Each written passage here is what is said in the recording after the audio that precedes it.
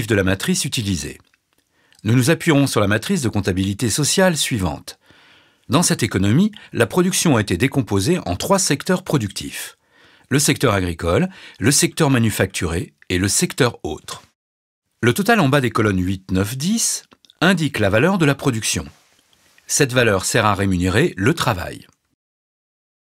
On distingue ici 3 catégories de travail. Le travail rural, le travail urbain non qualifié et le travail urbain qualifié. La valeur de la production permet également d'acquérir les biens intermédiaires sur le marché des biens et services. Ce qu'il reste, le BE, sert à rémunérer le capital. Les revenus du travail rural proviennent exclusivement de la production. Ils sont intégralement reversés aux ménages à faible revenu. Il en est de même des revenus du travail urbain non qualifié, tous sont reversés aux ménages à faible revenu. Le travail urbain qualifié rémunère, lui, les ménages urbains à revenus élevés. Le capital rémunère les ménages urbains à revenus élevés. Il s'agit de l'EBE des entrepreneurs individuels. Il rémunère également les entreprises. Intéressons-nous maintenant aux ménages. Sur les lignes 5 et 6, on constate que les ménages tirent leurs ressources des revenus du travail et du capital. Colonnes 5 et 6, les ménages utilisent ces ressources pour consommer sur le marché des biens et services, payer un impôt sur le revenu à l'État. Ce qu'il reste, ils l'épargnent. Ligne 7. Les entreprises tirent leurs ressources des revenus du capital. Colonne 7. Elles utilisent ces ressources pour payer un impôt sur le revenu à l'État. Ce qu'il reste est épargné. Regardons maintenant le marché des biens et services.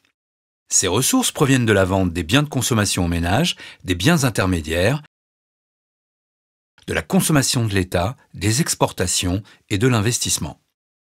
Ces ressources sont utilisées pour rémunérer ceux qui ont fourni ces biens et services. Les producteurs au titre de la production, le reste du monde au titre des importations. Ces ressources font aussi l'objet d'un prélèvement de l'État, la TVA. Les 3 derniers comptes, 14, 15 et 16, ont été volontairement isolés pour les besoins du modèle. Il s'agit de l'État, du reste du monde et du compte d'accumulation qui retrace l'équilibre entre l'épargne et l'investissement. L'État tire son revenu de l'impôt sur le revenu des ménages et des entreprises et de la TVA. Il utilise son revenu pour financer la consommation publique, effectuer des transferts en faveur du reste du monde et pour épargner. Le reste du monde tire ses revenus des importations et des transferts effectués par l'État. Côté emploi, le reste du monde fait l'acquisition des biens d'exportation et dégage une épargne.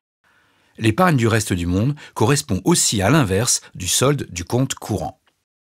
Le compte d'accumulation retrace l'équilibre épargne-investissement. On retrouve en ressources l'ensemble de l'épargne disponible, ménages, entreprises, État et reste du monde. Cette épargne est utilisée pour financer l'acquisition des biens d'investissement sur le marché des biens et services.